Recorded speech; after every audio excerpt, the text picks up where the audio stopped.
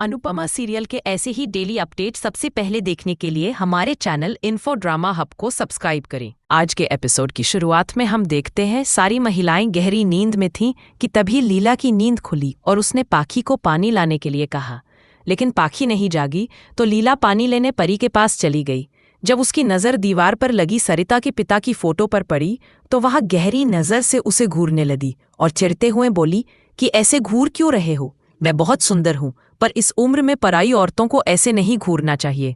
तभी जसप्रीत और परी चुपके से उसे देख रही थी और शरारत में फोटो की माला गिरा देते हैं, जिससे लीला डर जाती है। जसप्रीत, भारती और परी खुश होती हैं और लीला डरकर बैठ जाती है। फिर जसप्रीत और परी चादर ओढ़कर लीला को डराने की कोशिश करते हैं कि कोई भूत प्रेत है, पर अपरिहार्य घटना घटती है। अनुपमा लाइट जलाती है और देखती है कि परी और जसप्रीत लीला को डराने की कोशिश कर रही थी। अनुपमा दोनों को डांटती है और लीला भी गुस्सा करती है। परी और जसप्रीत माफी मांगती है। अनुपमा सख्ती से कहती है कि मजाक अपने उम्र के साथ करो, बुजुर्गों से नहीं। और ठीक उसी समय जसप्रीत सवाल करती है, वहाँ सच में कोई है क्या? अनुपमा जब वहाँ देखती है तो पाती है कि वही गिरजा जो उसने मंदिर में देखा था वहीं खड़ी है। अनुपमा तुरंत उसके पीछे भागती है और गिरजा को पकड़ लेती है। पूछती है कि इतनी रात को अकेले क्यों भाग रही हो? डरो मत, बताओ क्या बात है। गिरजा डरते हुए बताती है कि अगर वे लोग यहाँ रहते तो प्रकाश उसे मारकर दफना देंगे, वह बहुत खतरनाक आदमी है। और गिरजा की यह बात सुनकर सब स्तब्ध हो जाते हैं। देविका भी आकर स्थिति समझती है और अनुपमा को बताती है कि सोनू राठौड़ के बारे में उसे पता चला है कि उसके बाप ने पैसे देकर उसे जेल से निकलवाया और अब कोई नहीं जानता कि वह कहाँ है। यह जानकर अनुपमा और भी हैरान होती है। इस बीच प्रेम मिठाइयाँ बनाकर अंश और तोशु के लिए लाया है और अंश हैरान होते हुए पूछता है कि तुमने इतनी मिठाइयाँ क्यों बनाई?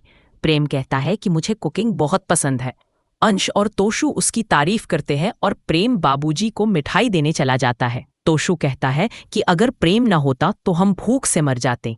अंश भी सहमत होता है। तोशु अंश से आग्रह करता है कि क्या वह पराग जी से उसके लिए बात कर सकता है, पर अंश जवाब नहीं देता। तोशु सोचता है कि उसे कुछ करना चाहिए जिससे वह पराग जी की नज़र में अच्छा दिखे।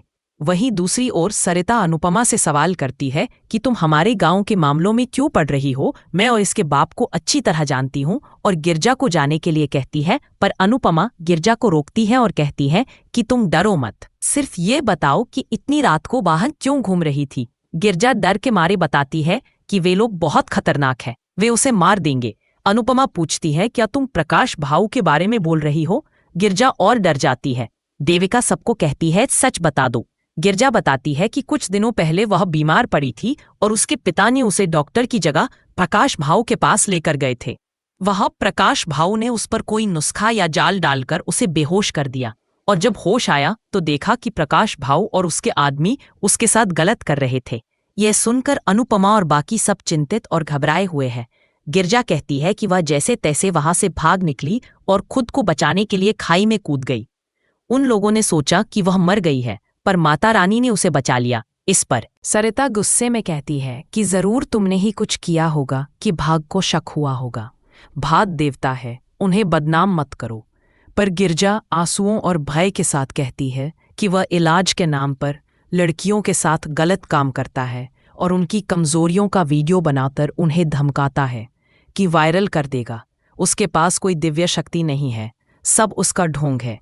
लीला पूछती है कि तुम पुलिस के पास क्यों नहीं गई? गिरजा बताती है कि पुलिस भी उसकी जेब में है, अगर वह पुलिस गई तो बाकी लड़कियों की तरह उसे भी गायब कर दिया जाता।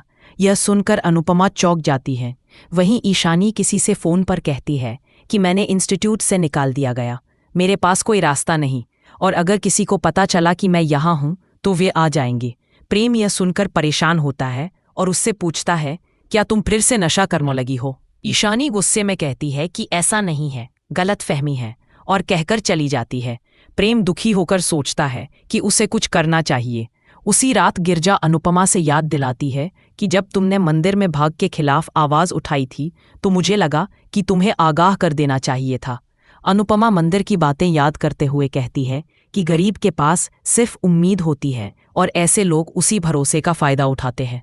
जसप्रीत आगजनी की तरह कहती है कि ऐसे लोगों को दौड़ाकर मार देना चाहिए।